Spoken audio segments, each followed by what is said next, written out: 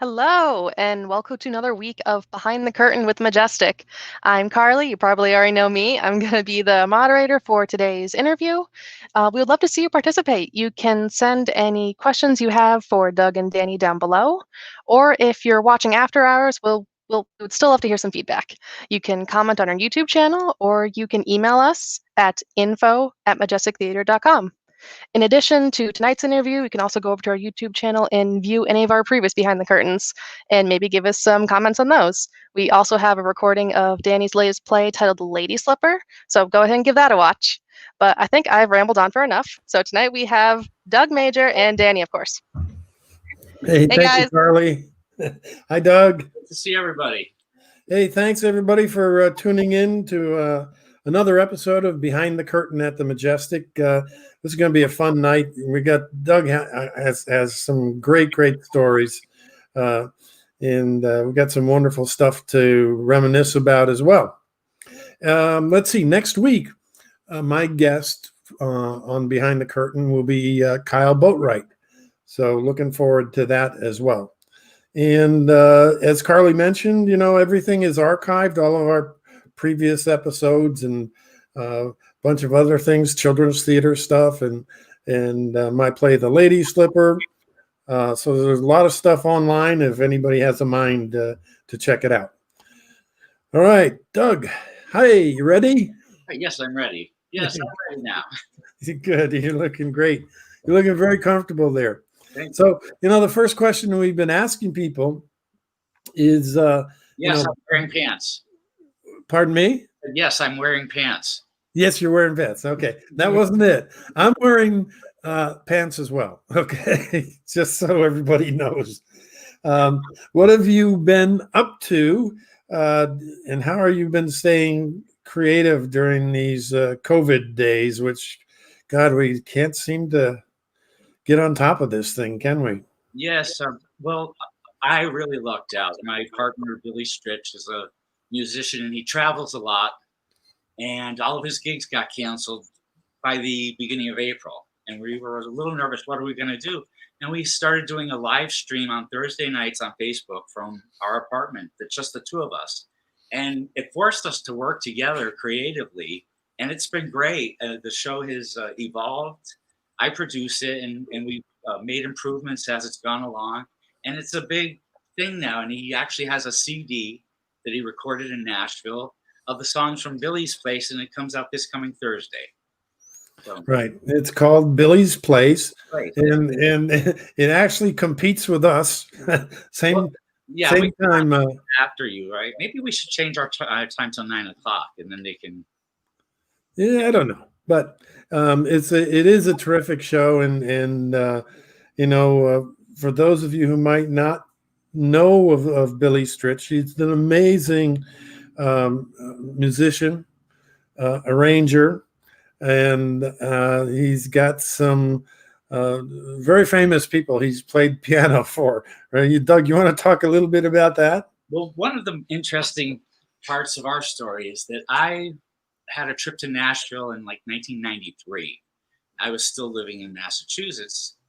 And I went to a taping of a show called Music City Tonight. And at that performance of the show, Reba McEntire and Linda Davis came out and debuted their new single called Does He Love You?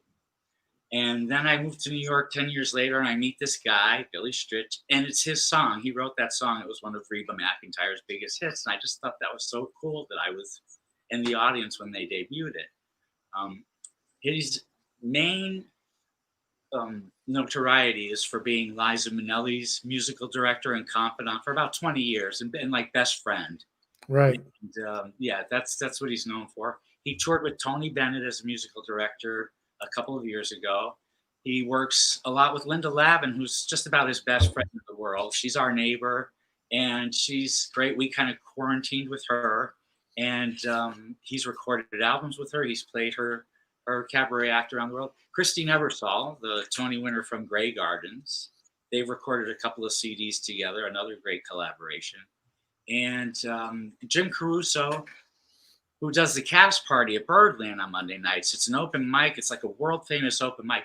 Jim and Billy have been friends for ages, and they're a really dynamic duo. and they work together a lot. And they also work with Clea Blackhurst, and they do a Christmas show every year. And on top of it all, he plays for Countess Luann of the Real Housewives of New York. He's her musical director. And on one of the shows of the Real Housewives, they have a T-shirt that says, "He's Liza Minnelli's musical director, you cow." So how long have you been in New York now, Doug? 22 years. No kidding, huh? Boy, the time flies. So for folks who are just tuning in, where did you grow up? I grew up in Chicopee, Massachusetts. I was born in Northampton and grew up in Chicopee and just kind of stayed in Western Massachusetts until I moved to New York. And how did you discover your passion for theater? I think you have a really cute story about that. I do believe. Yeah, I don't even remember when it started because I was so young, but it came from The Wizard of Oz, the movie. And something about the look, the color, the beauty of that movie just struck me. And from the time I could hold a pencil, I could draw. And my parents were kind of stunned that I had this talent that seemed to come out of nowhere. And I was drawing everything, and I made puppets and puppet theaters, and a lot of it was The Wizard of Oz. And that just kept carrying me through my life. I just love that movie and the artistry of it. That it's so beautiful, but it's all manufactured. It's all theatrical. And Yeah. I wanted to do something like that. And I didn't intend on doing theater or live performance. I wanted to. When I was in second grade, the teacher asked us what we wanted to be when we grew up. And I said, a movie star. I don't know where that came from. She said, well, I should get your autograph now. And I was so shy and quiet, I thought that would never happen. But some years later, I was doing the set for South Hadley Community Theater's production of Bye Bye Birdie. And the two leads quit, and they got a new Rosie to come in. And I was painting the set. And finally, they gathered all these kids around on a Sunday afternoon. They said, Doug, because I've been filling in at rehearsals, reading this, Doug, you have to play the part or we have to cancel the play. You have to jump in on it. Yeah. At me. And I thought, all right, I'll do it. And I was terrible. It was horrible. It was just awful, but I did it. And then I did Little Shop of Horrors for them. And that was terrible too. And I remember the moment I was on stage and I was good. It was the next play I did, Noises Off at Exit 7. And I played Tim, the stage manager, and he sleeps behind the couch for most of the first act. But there's one point where he's alone on stage because everything's, so screwed up. And I just went with it. And I just kind of did this funny thing where I had my back to the audience and they cracked up laughing. And I thought, oh, I did that. I made them laugh. That was good. And then I just kept working from there. And I did pretty well, I thought. I mean, by the time I did Blood Brothers with you, that's what propelled me to come to New York. I did the end there. I was doing A Few Good Men, and I did 2 shows at Stage West. And I was just cooking, and then the Chicopee Herald got sold, and it was terrible. I'm like, I'm out of here. I'm going to New York.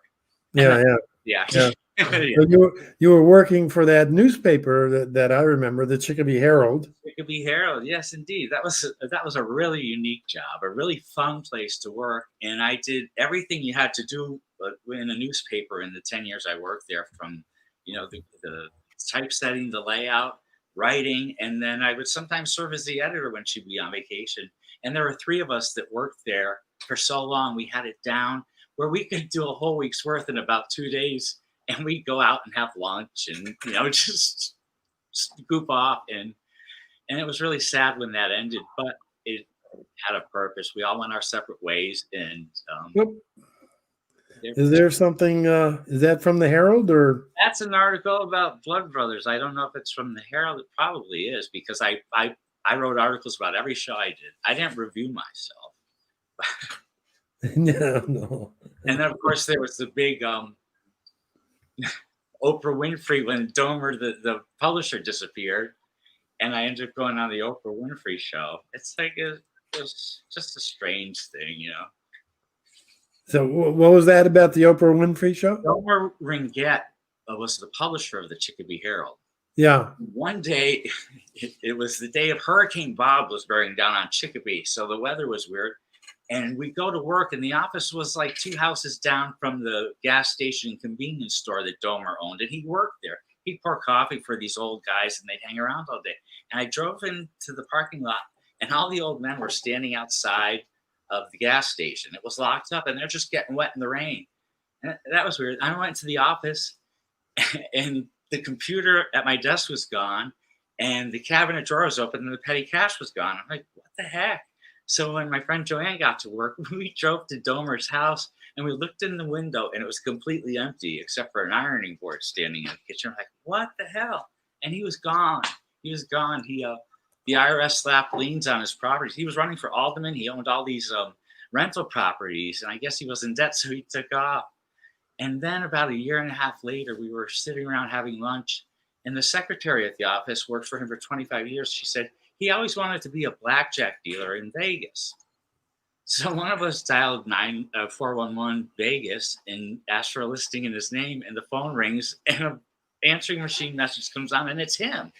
And we're just like, what the hell? So it got into the news, and then it got picked up by Associated Press, and they were saying, this guy's a folk hero. He gave up all this property and prestige to follow his dream, when in fact, to this day, he still owes me 2 weeks' pay. Oprah called. She said, if we can get him to come on the show, does anybody from the office want to come on and debate him? And I did. It's like, there I am on the Oprah Winfrey Show. Oh my God, that's funny. So did he ever? I mean, did he just sort of went underground, or? He took off. Yeah, he just took off, and they took over all his properties and paid off his debts, and he started over and doing what he wanted to do in Las Vegas. Yeah. Yeah. So he's like, the FBI never came after him, and well, they were able to get what they were owed from the properties, but they didn't give us our 2 weeks' pay. So yeah. And now he's dead, so I'm never going to get it. That's funny. It was funny when we got to Chicago for the Oprah show. We're going into the hotel, and the elevator opens up, and we hadn't seen him in 2 years, and there he was. And we just walked by each other and didn't say a word. Really? Yeah. Oh my God. And is it to this day? Is he out in Vegas? He's dead. Yeah. Oh, he passed? Yeah, he actually came back to Chicopee and invited all the employees out for dinner that he owed money to. I was living in New York, though, and I didn't want to drive into Chicopee for dinner from New York. It was like, thanks, but I'll pass. Huh. Yeah. Wow. That's a kind of an amazing story. Yeah, I've had a lot of jobs like that. I was telling you about work. The ones I've had in New York, they're kind of similar places, a little rough around the edges, and you might get paid in concession candy or free ads in the paper instead of cash. Right. Let's see. We got some people checking out. There's a Todd Foreman. Says, hi, Doug. Glad to see you in front of the camera. Hello. For a change. Chris Thompson. You remember Chris? Yes. Yeah. She's says hello. Hello. And Ken is saying, Domer was my aunt's ex. Sadly. Yeah.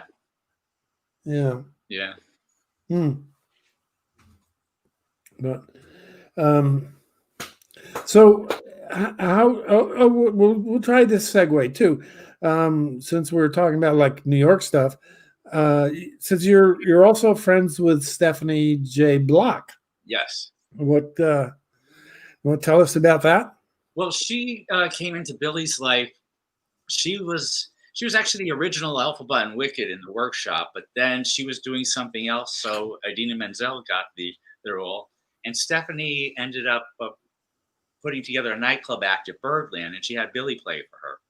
And she's a fantastic singer, a great actress, and she got cast as Liza Minnelli in The Boy from Oz. So she was asking Billy for pointers on playing Liza, and Liza didn't want anything to do with the show because she doesn't like anything that she thinks might be profiting off of her mother. So she avoided it. And Stephanie, it was a very respectable performance. One of the best things was Billy told her this trait of Liza was to say, if she wanted you to listen, she'd say, "So dig," because like Sammy Davis Jr. said, "Dig this." So when Billy and I went to see the performance of the Boy from Oz, it was such a strange day. Fred Ebb had passed away that day, and most of you probably know he was the creator of Liza Minnelli. He and John Kander wrote all of her stuff, Liza with a Z and Cabaret, and they created her. And Billy had to go to Liza's apartment and give her the news. And we were on our way to the evening performance of The Boy from Oz. It was closing the next day. So we stopped at Liza's house, and she's like, "No, Freddie, no." And we go to the theater, and we're watching the show. And in the show, Peter Allen tells Liza Minnelli that her mother just died. And it was so weird because we had just experienced something so similar to that. There's Stephanie as Cher. Yeah. Playing Liza Minnelli and Cher has skyrocketed Stephanie to the stratosphere of gay iconness, you know? All she has to play now is like Dolly Parton next, although she was in 9 to 5 when it was on Broadway. So she recorded with, there she is as Liza. And Isabel Keating as Judy Garland. They were wonderful. They did a great job. But anyway, when she was playing Liza, she's got this big number where she "I love to hear the music," and the red lights up behind her say Liza. And she looked right down at Billy and I. She went, "Dig." Really? Yeah. I remember when that was being put together, we had a little Oscar party that year, and Billy had this giant framed picture of Liza in Cabaret that somebody had given him, and Stephanie asked if she could have that for her dressing room. So we had that out for the door. She was going to pick it up. We were dog sitting Liza Minnelli's dog that night, and Randy Jones, the cowboy from the Village People, came to our Oscar party, and that's the moment I knew I was gay. Liza Minnelli's dog and the Village People on Oscar night. Like, there it is. And so, when, and how did your relationship begin with the Majestic? The Majestic. Well, of course, it was when it opened. It was such a big buzz in the area, and I wasn't, right for anything in Buddy Holly, so I didn't audition. But then when you announced the next season, it was A Few Good Men. I was there, and I got the part, and that was so good. I had just done. No, I did A Few Good Men, and that was the first show I did that had an extended run of more than 2 weekends. You know, the community theaters usually do 2, maybe 3 weekends. Yeah, it was so good to feel that, get into that groove and keep it going, and then really hit the stride for the first time. And one performance in particular, and I'm not saying this because it's like, oh, it wasn't great for me, but I remember it so vividly. When I came out to take my bow at the end, I was last one out. I got hit with this, and it only happened that one time. And I got off stage, and Steve Henderson said, "That was for you, you know." And I did. And it's one of my favorite memories. And it's not like I expected it to happen again, and it didn't happen again, but boy, that was a moment. And then one day after a performance, I went to the Stop and Shop in Chicopee with my friends from work to get salads from the salad bar. And some guy I didn't know came up to me and said, "You were in that show and you were fantastic." And I felt so cool because I was with my friends. You got recognized. Yeah. Yeah, that's great. So obviously for you folks who are watching, if you don't know, Doug had the Tom Cruise part in A Few Good Men. And, it had a kind of a Few Good Men was a Broadway play. It had a short run, pretty successful run, but a short run on Broadway before the film. Yeah. But most people just know the film. Yeah. Yeah. I have a story about the intertwining with the play. I was at Linda Lavin's for Thanksgiving upstate about 5 years ago. And one of the guests at her Thanksgiving was Stephen Lang, who played Jessup in the Broadway production. So I sidled up to him after dinner. I said, "Oh, I played Cappy in a production of A Few Good Men." And he looked right at me and started saying lines. And I was like, "Oh, it's dessert." She said dessert because I didn't remember any of my lines. And right after I did A Few Good Men, I went to Stage West and I was doing Lettuce and Lovage. And Deidre Madigan and Ross Bickle, they're a husband and wife team of actors. They were in it, and they had done the show probably a couple times, but they had done it in Westchester. And it was so cool to talk about the experience of doing that show with these professional actors. And I did that, A Few Good Men, and I did Lettuce and Lovage and A Christmas Carol at Stage West, which also had legs. You got to stretch there. And then, of course, Blood Brothers. So it was just like, it was a nice stretch, extending myself. It was so good to be able to perform so many times and really get into it. Right. So you had those 3 shows starting with A Few Good Men in one year, and then the very next year, Blood Brothers. Blood Brothers, yeah. Yeah, that was interesting. I figured if I went out for that, I might get pegged to play the good brother because I kind of had that.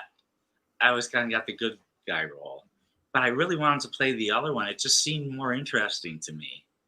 And I just love that character. He's so sweet and innocent and just gets, crushed by life.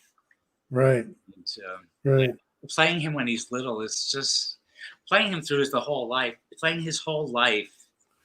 It was so good. It was such a wonderful thing. I love that kid. Of course, then there you are. Is this from the second time around? It looks like. Second time, yeah. Yeah. Because my hair's dyed because it was not. Yeah. Yeah. The how many years in between was that, Doug? Do you recall? 15 years, yeah. I moved to New York right after in '98 when the first one ended, and I really didn't perform again until that. I did Winter's Tale the next year when my father passed away. I went up and spent a few months with my mother. I have almost no recollection of doing that play because I was just so kind of stunned because my father died suddenly. But I was glad to have that to do while I was there. And then, whenever you call me to do Blood Brothers again, and it actually worked out that I could go do it, it was, that was a ride. Yeah, there's a picture from the the first production, yeah, with you and Ben Ashley. Yeah. Oh, that was good. I remember one of the performances of that right when we died and we're on the floor and Christine's sobbing. Someone's cell phone starts ringing up in the balcony. I was like, ah! Unfortunately, that does still happen. Oh my God. Yeah. We do a cell phone warning before every show. We have signs on the door and notices in the playbills about turning off your phones, and it still happens. Yeah. That'll dump on their head if their cell phone goes off. Right. Oh man.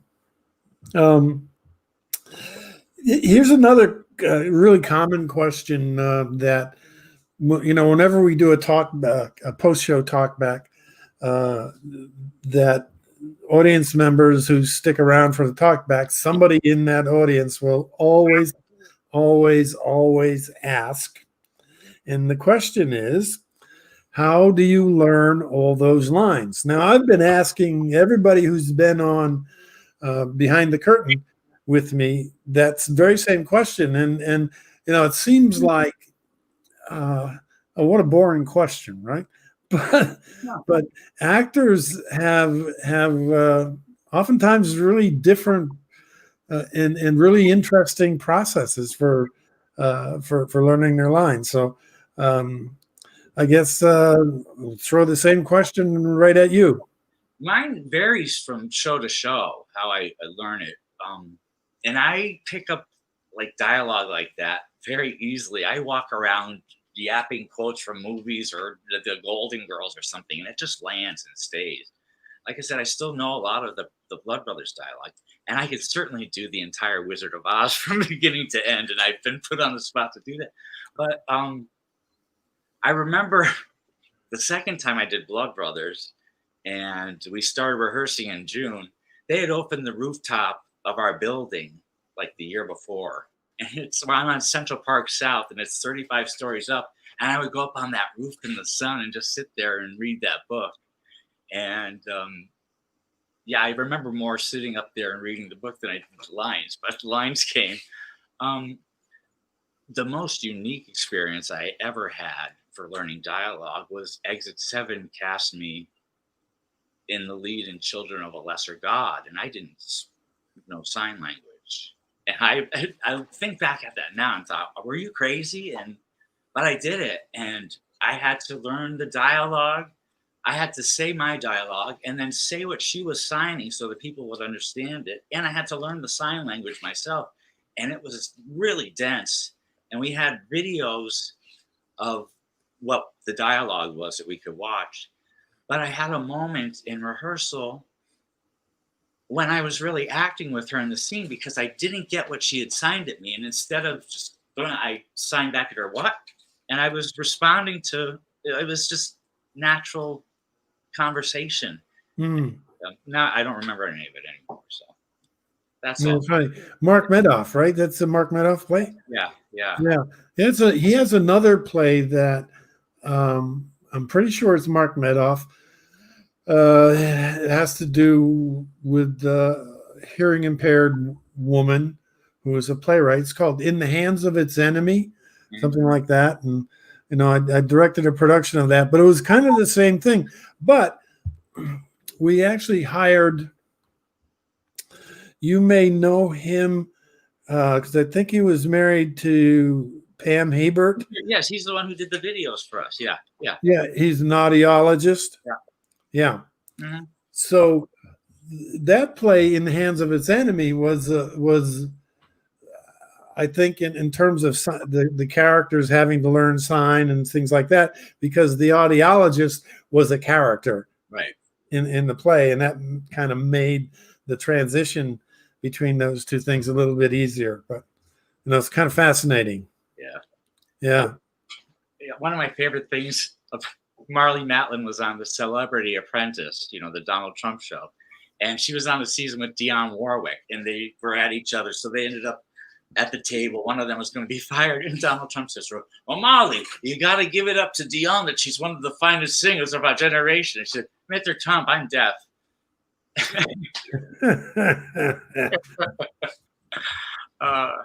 You're fired. So after you moved to New York, Doug, did you try and make the rounds down there, do shows, go to auditions? I did. Yeah, I did. It was just such a change to be here in the city. And I did. I got a temp job at Marsh & McLennan, and I worked weekends at the Times Square Visitor Center in the booth, not the TKTS booth. It was owned by it was the only joint venture between the American Theater Wing and the League of Theaters and Producers. And we sold full price tickets to all the shows in that booth. And one of the first weekends I was working there, Isabel Stevenson came and sat next to me just to watch me work. And it was so funny. Every time someone would buy a ticket, she'd say, "Why did you sell in that ticket, honey?" I said, "Because they wanted good seats, and it was Chicago in the front row." "Okay." And I just spent the afternoon with Isabel Stevenson. And so, yeah, and I got free tickets to Broadway shows through that. So, that's cool. Yeah. And I know I did some stuff with La Mama. Did you work there? Or? I worked there. Yeah. I love La Mama. I love that place so much. It's the most unique place in the world. It's like, that ride at the amusement park, the tube thing, you get in and the floor drops and you're like, that's what it's like going to work there every night. You don't know what you're walking into. And that's what I loved about it. But sometimes it was like, ugh. And then one time we had fire, flood, and famine in 3 days at the opening of the season. So I would walk out of there sometimes at night, and I'd be walking down the block, and I'd picture it exploding behind me. But I had a lot of responsibility there. I was the house manager and the box office manager, and I had keys to every door in all those buildings. And when the office people left at night, I was in charge of everything there. And it's a little rough around the edges as far as the fire code stuff. We have the dance companies come in. They want to put a black cloth over the exit signs, and they can't do that. And we have people in tears and begging us to do that, or they want to sell over the capacity. And I was the fire guard, I'm like, we can't do that. We can't do that. And someone would say, oh, I said, I'm not signing the fire guard book today. You can sign it. And I just, but there's a lot of stuff like that. Or, sometimes a door would there's none of the doors there worked. It's like, I go to leave at night and someone said, the door in the back's not working. I'm like, no. And then we'd have the junkies down there shoot up on the front step of the theater. They'd be passed out. And I'm like, we got a show starting in there. Sir, wake up. Sir, wake up. And you call the cops and they don't come. So I would go up to the second floor where the kitchen was and get some water and pour it out the window. I'm like, son of a bitch. I'm like, sorry, but you got to move. You dump water. Yeah. I mean, what else are you going to do? Yeah. Dump water on the junkies. I wanted to get them out of there, I didn't want to be mean to them. So the people, they're all very creative and into it, and it's a institution. And there was so much theater there. We had 3 venues, and the shows would change every 3 weeks. So it was like always something coming in, all sorts of different levels of good and bad, and it's a cool place. Yeah. So did you do anything on stage at La Mama at all, or was it always sort of administrative? Yeah, administrative. Yeah. Yeah. And then what about the Snapple? You had that was right down the street from me, and I was working at La Mama at the same time. But they had these house manager shifts open, and it's 7 to 10. 3 hours and cash, and it's right down the street. So I thought, oh, I'll go. And I loved working with the Fantastics because I'd hear that beautiful score. And, it's an easy, you set up the bar, break it down, get some cash tips, and I'd be home. And I liked it. And that was an interesting place too. Kathy Russell, who runs the theater, manages it, and is in the show upstairs, The Perfect Crime. So funny because she'd be down there selling tickets to the Fantastics, and her show starting upstairs at 8:00, and she'd come up the stairs and she'd sit down and have a bag of chips, and the audience is in there waiting. And she had this pre-show music that would play. It was all songs about people being shot in the theater. And one night she was not around, and it's going on and on. All of a sudden I hear Cher singing Bang Bang. I never heard this on the tape before. It was 20 minutes late. And she got on stage, and the show still came down at the same time that it does every night. She sped through it and didn't miss a thing. That's right. Now, does she own that building? She doesn't own. I don't think she owns the building. She's trying to open some theaters, I think on 49th Street. I just talked to her a couple of weeks ago, and she's really trying to get some things open so people will have jobs, Yeah. And then what was the news just yesterday or the day before about Broadway extending the closing into June? Yeah, I mean, when they first said they were going to open in January, it seemed like that's when shows usually close, right after the holidays. And so that was weird to begin with. It's like, if you're going to open in January, why don't you open at Christmas? But it's best. I think the Broadway theaters are being like the smartest group in this whole mess. They're just staying shut down until it's good, because you see everything else that opens up, it's getting shut down again a week later because there's right. Yeah. Don't know when it's going to happen, but I think that for us at the Majestic, we have a plan in place to open on January 9th, reopen. And, technically, because of the phase we're in right now, we could reopen now but the restrictions and the limitations are such that it just doesn't really make any sense, just with right now with the social distancing, we would go from 230 seats to 47, I think 47 seats, and it just makes it impossible. They can't have singers, or if somebody's singing, they have to be 25 feet away from the first person in the audience. Yeah. Oh yeah. I remember I was at Les Mis, and the guys are just spitting. Yeah. Yeah. You can't. You couldn't, if you had a band, right? You couldn't have any woodwinds, so like no clarinets or no saxophones. Well, the Music Man, 76 trombones, he's got to wait till December to. Yeah, you couldn't have that. No brass either. Yeah. So, people in the audience would have to be masked. Even while, unlike restaurants, if you go into a restaurant, you wear your mask to your table where you're going to be seated. But once you're seated, you can take your mask off. I think that's a good thing for the theater, though, don't you? Everybody can shut up and stop chewing their snacks and stuff. Shut up. People Who knows? When you're talking, just shut up and watch the show. Oh boy! So what do you think was the hardest show that you've been involved with? Well, I did this show at STCC, or maybe American International College. They had me in as a guest performer with Jim, the older guy who did a lot of acting. He was in like the Witches of Eastwick with Cher. Oh, Jim Boyle. Yes. Yeah. Oh my God. And it was all the rest was students, and it was so horribly bad. And one time in one scene, I just came in the door, and the whole door came off of my hand, and it was so hard to go to the rehearsals, and the performances were just it was excruciating because it was just not good. But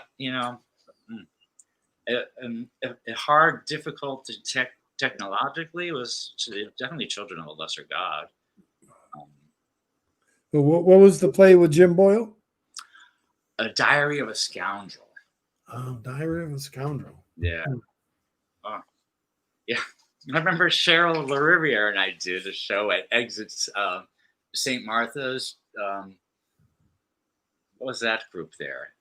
Down in Connecticut, right? No, it was in Springfield at the church with Gene Burns.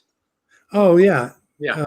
So this guy had written an original play called Detergent, and it was about the advertising agency. And when we accepted our roles, he hadn't written the third act, the end of the play yet. It was so tacky. And Cheryl said, and we have to go out and hang our heads in front of the audience at the end of the show. But, when you do a show like that with fun people, it's like your war buddies, and you just make fun of it. And it was fun, Yeah. Huh. I'll have to ask Cheryl about that show. See if she remembers it. I'm sure she does. Oh, yeah. Encore Players, right? Encore Players, yeah.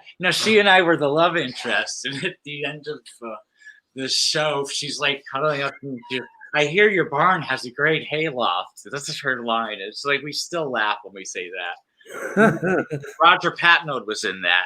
And he'd have to give her notes. She was a secretary. And they were all just so vulgar, and she'd be trying not to laugh, and it was it was silly, it was fun.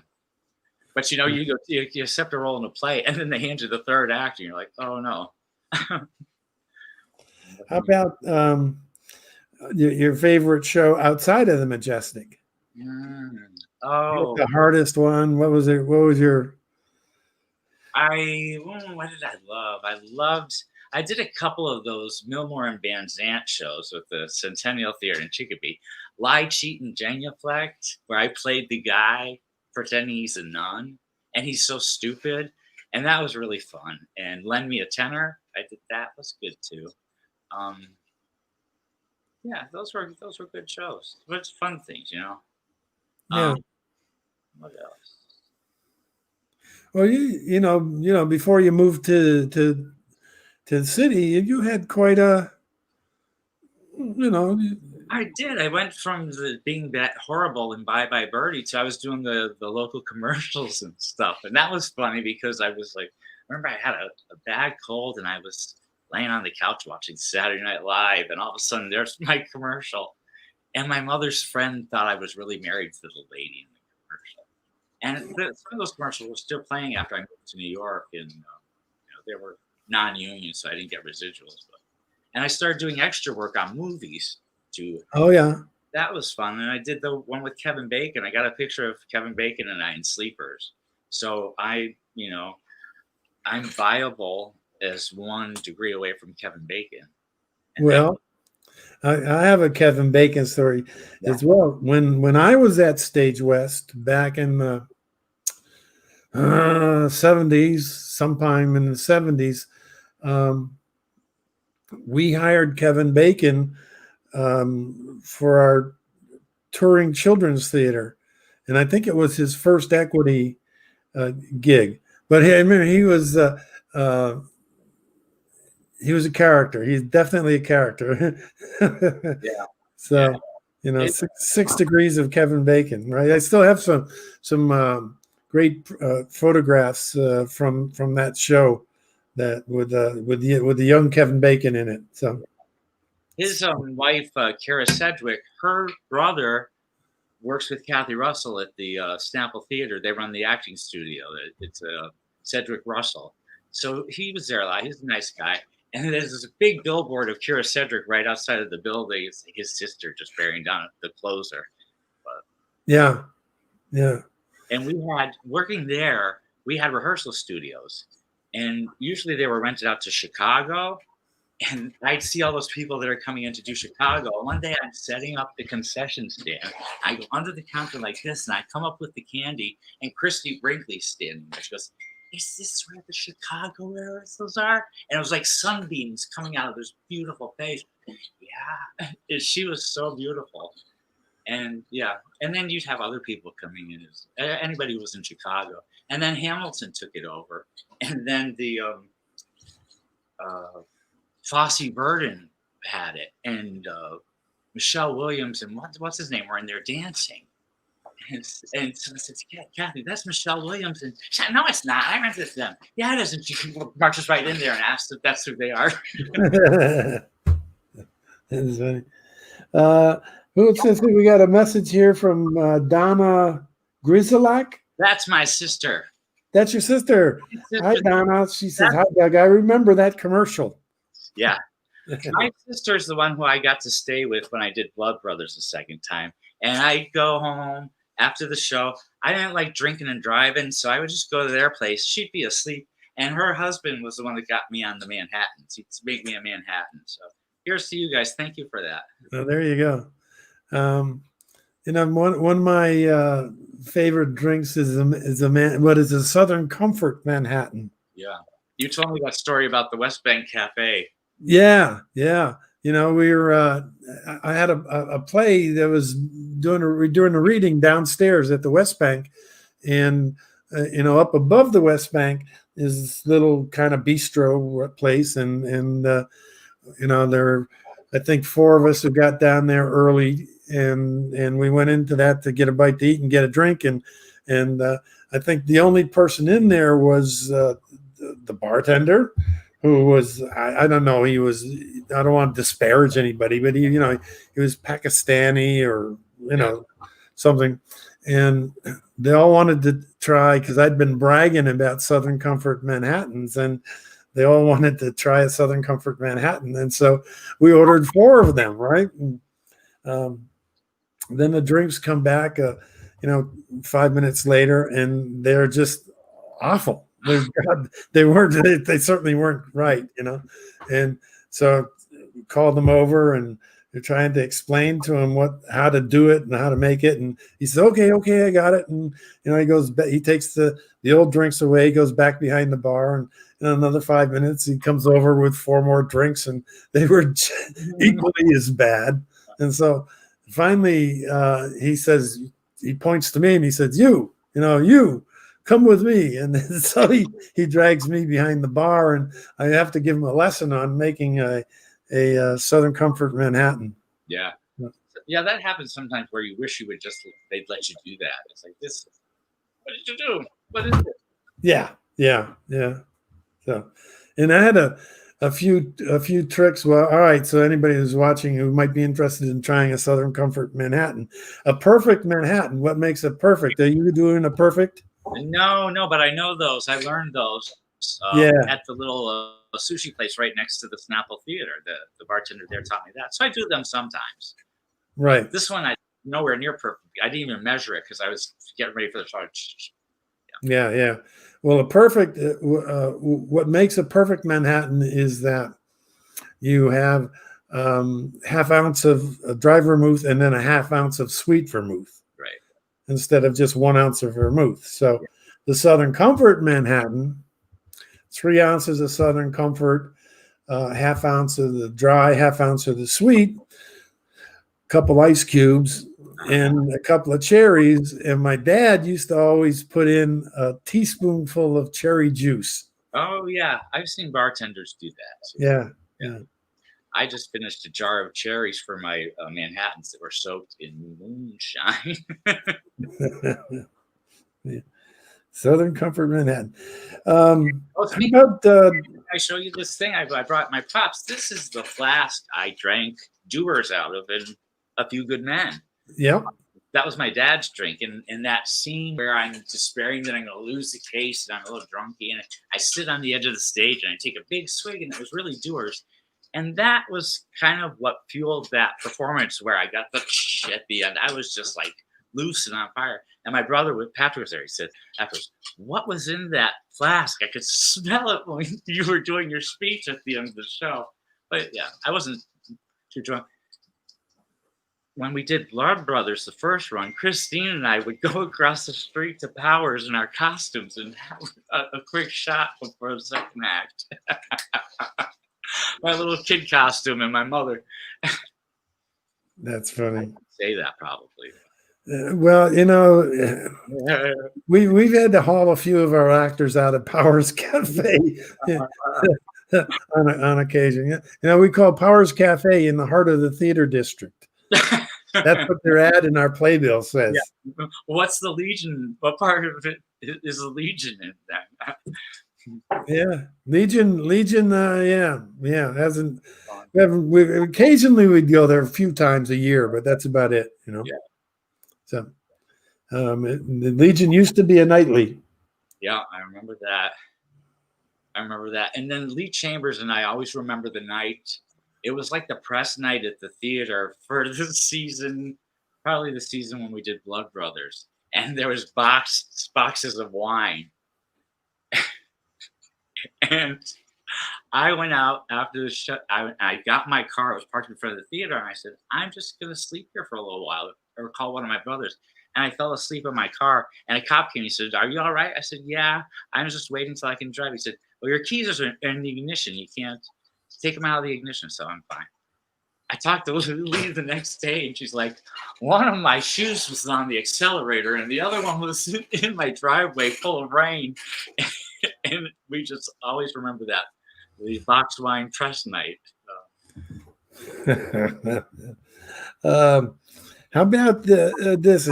Did you have a particular sort of pre-show routine when you were during a show?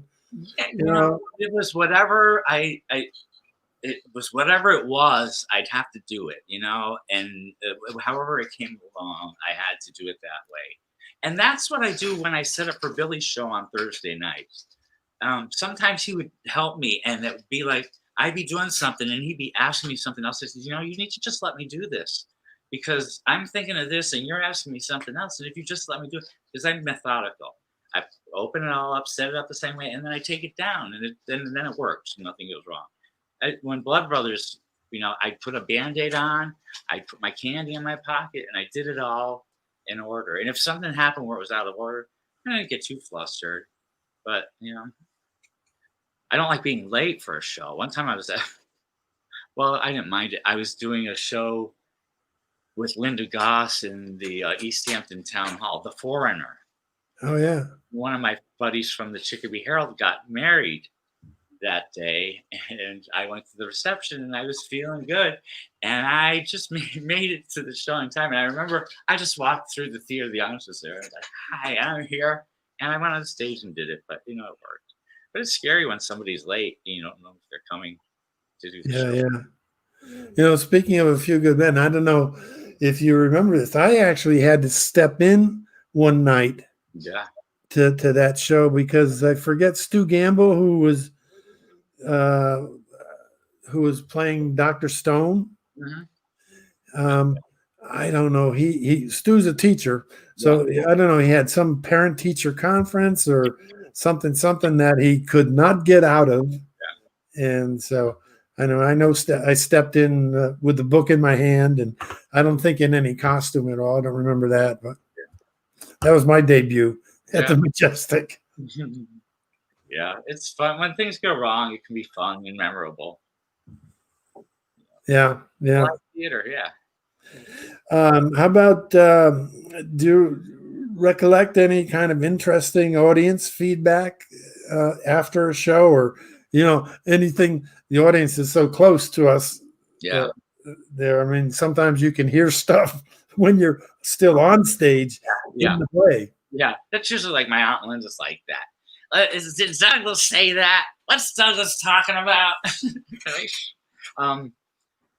Yeah, not really. At those shows, no, they're pretty good audiences there. I remember I did Wait Until Dark at the Chicopee Theaters and Tenniel Community Theater, and I played the good bad guy, Mike, and I get killed, stabbed in the back 15 minutes before the end of the play, and I'm lying on the floor, and I hear my friend Maureen's mother, "Is Doug dead?" Is Doug dead? Yeah. Doug dead. And it's weird when you can hear somebody talking in a show. You can't make out what they're saying, but you just hear someone's always talking, and you want to tell them to shut up. One time I was at the theater, and you hear the talking, and the person was having a stroke or something like that, and so you just have to. Yeah. Now, Children of a Lesser God, the deaf audiences don't clap; they wave their hands like this. Right. Yeah. Right. Yeah. Just get up and storm out before the end of the show because they got to get to their restaurant reservation. How about any stage bloopers? Oh yeah, well in Blood Brothers, Van Ferrier, I never met the man, but he got me. I was about to go on when Ben is on with his mother there, and she's reading him the story, or he's reading to her, and I'm coming in from the back, and Jen Wall is there. She's touching me. She's, "Hey, Doug, come here. Did you know Van Ferrier?" I'm like, "No." And she starts talking about this guy, and I'm listening to her, and I just completely didn't go on. And also, I'm supposed to be on, and I walked on, and the two of them were looking at me, and they kept making up the story they were reading, but it was a little excessive. But that was getting back at Ben for when we did Guys and Dolls. And he and Stacy were still kind of newlywed. And I was Nathan Detroit, and Ben was Sky Masterson. And I'm waiting for him to come along. And he and Stacy are behind some curtain making out. And I'm just on stage by myself, waiting. And finally he shows up. And the actual line I had to say was, "Glad to see you, Sky." That was the line. And it was like, "Glad to see you, Sky." And it was funny. That's funny. Let's see. We got a message here. Jennifer T says, "Hi, Doug. When will you write a book about life on stage in management and as a viewer? And then, if you could play a role in The Wizard of Oz, which would you choose?" Is that Jennifer T? Is that Jennifer Tonick? Is that Jennifer Tonick? She's my next door neighbor. It's probably her. Yeah, if that's her, she's my dear friend. That's what she's asking me about writing a book. We always talk about stuff like that. She's my best audience. She's out in San Diego for the last couple of years, so I have no audience. But if I were going to play a character in The Wizard of Oz, it would be Dorothy, because the whole story is from her. And it's her story, and she tells it. She tells it well. Yeah. Playing it. If you could do The Wizard of Oz as a one-person story, you'd have to right. Otherwise, you'd be like, what, the Scarecrow just hanging there, like, for a long time until someone comes along. Yeah. The how about this? You know, what advice would you give to, you know, young folks who aspire to, you know, be a part of this kind of life that we lead? Well, my acting theater experience was a lot different than like people who go to college for it and want to be it. And you can do it that way. And I'd say don't be hard and fast on one book of rules or if you have a class or something like that. And also, the people who made it, the people that are famous and stuff, they're just people. I've been around a lot of them now. And they're nice people. Some of them aren't nice, but they're just people. They're people too, you know? And it's not always easy being them. You know, Linda Lavin, she's a dear friend of ours, and sometimes she's like, "Am I going to work again?" It's like you're a legend, you know. Right. But you know, they're people and they're nice, and it's a rough business. But it's also if you're good, you know. Oh, it's so good to see people you know just burning it up on stage. It's something else. I love going to the theater and just having even if it's someone I don't know. I saw Shoshana Bean in Waitress, and I was like going to see Waitress. Just Eric Bergen is a friend of ours, and he was in it, and I wasn't expecting much, and I was like, I couldn't breathe when this woman was singing. And then I went back to see it 10 days later with Lee Chambers because she wanted to meet Eric, but I just really had my breath taken away from me at that performance. I love it when that happens. Yeah. Here's another comment from Jennifer T. Mm-hmm. Do you think about writing? You've been on stage, backstage. Will you ever write a play? I might. I actually wrote a screenplay about that experience at the Chicopee Herald. It's called The Herald Angels, and it was all about it wasn't good. It was just kind of like a perfunctory as it happened writing of it. But I had a screenplay, how to write a screenplay book. So I was just following the format and how to do it. There have been some really interesting things that have gone on in my life. And also I know things about other people, and there's some good stories to be told. Yeah. Well, there's good stories to be told. Are you ever going to tell them? Oh yeah. Yeah. All right. We'll have to wait on a book, right? Okay, Jennifer. Or I might just tell them all as Dorothy. Is Billy tuned in? Because he's finished his show today, right? You know, his show's at 8:00 their time. See, okay. He might have been able to watch a little of it. He was going to say he was going to wait till later to watch it. Yeah. Okay. Well, you know, I know that you know, he gave us a nice plug on the Facebook. Yeah. The other couple days ago. So, you know, thanks, Billy, for that. Appreciate it. Yeah. Let's tell the story of when he came to see Blood Brothers, because that was. Oh, sure. I didn't tell the audience how amazing that experience was. I had not performed in 14 years. Danny called me to go back to Massachusetts and play Blood Brothers with Christine and Ben. And I asked La Mama if I could have the time off from work. I asked Billy if he was cool with it, and it worked. And it was the most amazing experience of my life. I was terrified that could I act after all those years. And then when I started doing like the kid scene, I thought I'd have a heart attack because I was. But then Danny said to me about 10 days into rehearsal, he said, "Has Billy ever seen you perform?" And I said, "No." And he said, "He's going to fall in love with you all over again." I thought, all right, I'm doing all right, I guess, if you said that. Then Billy couldn't come to the opening. He had a gig. So he came the next weekend or something. And I remember at the show he was at, I was just getting undressed at the end of it. It wasn't really making an impact on me. And Danielle Salmon, who played Linda, came into my dressing room, and she's just standing there. I said, "What are you doing?" She said, "I want to go out with you when you see Billy." And I said, "Why?" She goes, I just want to see it. So, okay, so we cut through the theater, we go out to the lobby, and I walk up to him, and he just burst into tears. So that was, it was well, good. I remember, I witnessed that. So yeah. I remember that. Yeah. There was a lot of my friends here in New York who I've known all these years who had never seen me perform, and they come see it, and it's such a good role to play. You know, you do a lot, you live a lot of life in that role on stage. So I remember after like the sixth performance, I go into the dressing room and Bo Allen said, "This is a tour de force for you, isn't it?"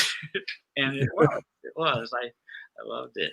And then I got to see people at every performance who I hadn't seen since I moved to New York. Every performance, and my friends and family came. And it was. I remember some teachers, like elementary school teachers or something like that. They were Yeah, came to see you, and yeah. It was, and people I had done theater with came to see me. My uncle Dave and my mother's brother, who he'd never come to see my show, but his daughter, his granddaughter, wanted to see it. And I remember at the performance, it was the last performance. He was in the back row. I looked up, and he was doing this to me.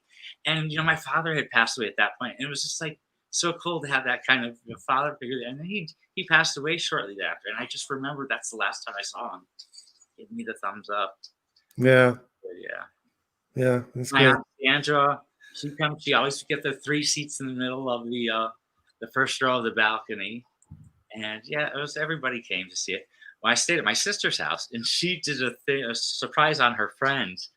She had them over for dinner, and they were going to see the show, but they didn't know I was in it. So I'm at her house eating dinner with her friends. I'm like, all right, well, I got to get going. I said, what are you guys doing? Oh, we're going to see a show. What is it? Blood Brothers. That sounds terrible. And then they get to the theater, and I was in it.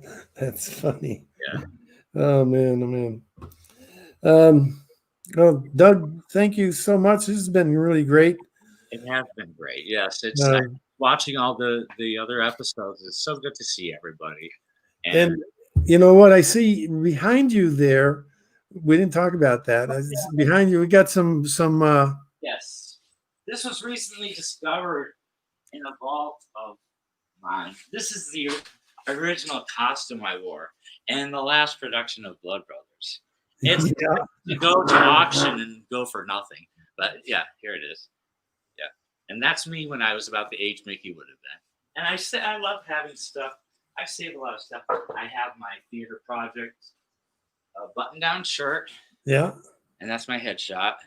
And then my Blood Brothers t-shirt from the first production in 1998. Blood Brothers T. They're durable. So yeah, if you're selling any swag, buy it, people. It holds up. And we have to ask, please. And I have some people from Billy's Place watching tonight. And whatever you want to tip Billy's Place, because they're very generous, please go to the Theater Project website and help them out. It's such a great theater. He gives people a chance. Remember the girl in the Buddy Holly story, the second time around, and she was a friend of mine. She was interested in getting into theater, and we went to Friendlies, and she asked me for advice. I said, well, go to the Theater Project. And she got cast as Maria Elena. Yeah, it's a great place. And the shows there are good. You do good shows there. It is. I'm a little biased myself. It is a great place. It is a great place. No, it works. And sometimes I'll see a Broadway show and I'll think that'll work so well on that stage. I think Waitress would do well. That would do well anywhere. And I told you that Lone Star was a charming musical too. Kind of like a little episode of The Waltons.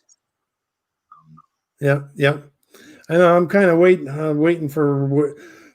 Well, I'm waiting until we can reopen the theater proper for sure. But I'd love to be able to get a license for Waitress at some point.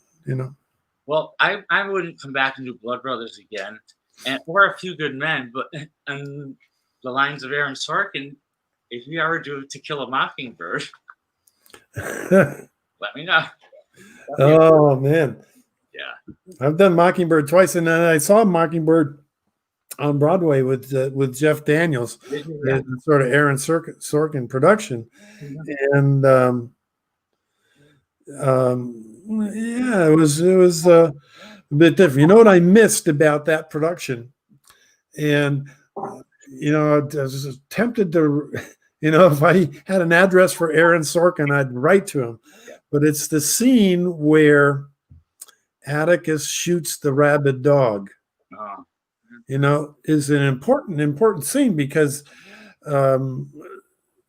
the dog is endangering his two kids, Jem and Scout, and they call the sheriff, Heck Tate, and Heck Tate comes with his rifle, and but he doesn't feel comfortable shooting the dog because he might miss or something, and so he hands the rifle to Atticus, and the kids are just standing there dumbfounded, and Atticus, shoots and kills the dog, and Heck turns to the kids and says, "Didn't you know your dad was the best shot in Macomb County?" And it just it was such a revelatory sort of moment in the play and in the script as well. And I did miss it on the Broadway stage. I wonder why if it had something to do with the gun problem today or something. And I'll address that briefly. When I came to do Blood Brothers the second time, having that gun in my hand, and I don't use guns, but I think like after the World Trade Center attacks, there was a lot of people out with guns in like the ATM vestibules and stuff. And then, of course, the active shooters and mass shootings that have happened. I was so aware that I had a gun in my hand when I did around the Blood Brothers, and I don't like it. Not even a prop gun. It's not my thing. Yeah. I don't know.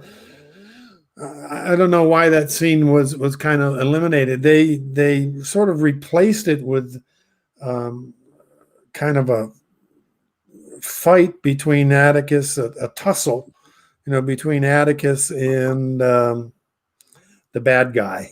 I forget that character's name. The guy shows up at their house and Boo Radley, is that his name? No, not Boo Radley, but the one who actually attacks a Jem. But anyway, it's a great play. I mean, almost I'd be tempted to revive that play as well. We've done it. I've done it twice now. Have you done Three Tall Women? No. I saw that last production with Laurie Metcalf and who was it? They were so funny. It was so funny. What day is it? It's Tuesday. It's not Tuesday. What day do you think it is? I think it's today. It was just so funny. Yeah. So funny. All right, Doug. Well, thank you, and good night, everybody. Thank you for watching, and please help out the theater project. And when they open, go see a show there because it's in lovely Western Massachusetts. And Powers is right there in the heart of the theater district. Powers in the heart of the theater district, right? All right, Doug. We'll stay in touch for sure. Thank you. Good night. Good night. Thank you.